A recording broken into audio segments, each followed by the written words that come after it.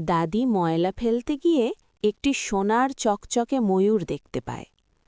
কৌতূহলবশত দাদি সেটিকে নিজের সাথে বাড়িতে নিয়ে যায়।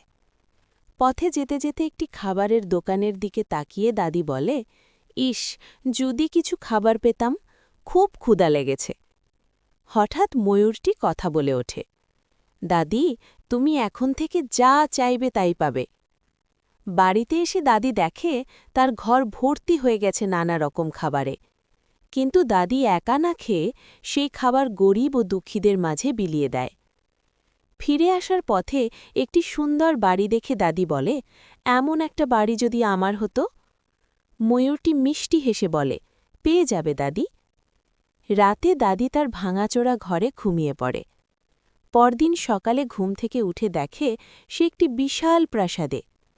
অল্প কিছুদিনের মধ্যেই দাদি অনেক ধনী হয়ে যায়, কিন্তু সে কখনো ভুলে যায় না গরিবদের কথা। প্রতিদিনই সে সাহায্য করে অসহায় মানুষদের। একদিন এক লোভী কাজের মেয়ে দেখে ফেলে ময়ূরের জাদু। রাতে দাদি ঘুমালে সে চুপি চুপি ময়ূরটিকে চুরি করে নিয়ে যায়। সে ময়ূরটিকে বন্দি করে বলে, আমাকে অনেক টাকা দাও।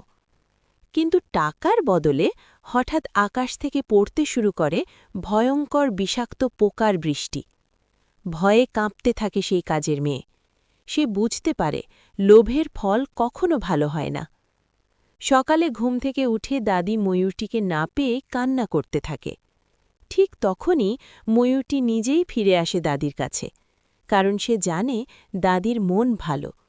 দাদি ময়ূরটিকে জড়িয়ে ধরে খুশিতে কেঁদে ফেলে, আর সেই লোভী মেয়েটি নিজের ভুল বুঝে ক্ষমা চায়। দাদি তাকে ক্ষমা করে দেয় এবং শেখায়, লোভ নয়, ভালোবাসাই মানুষকে বড় করে তোলে। এরপর থেকে সবাই সুখে শান্তিতে থাকতে থাকে।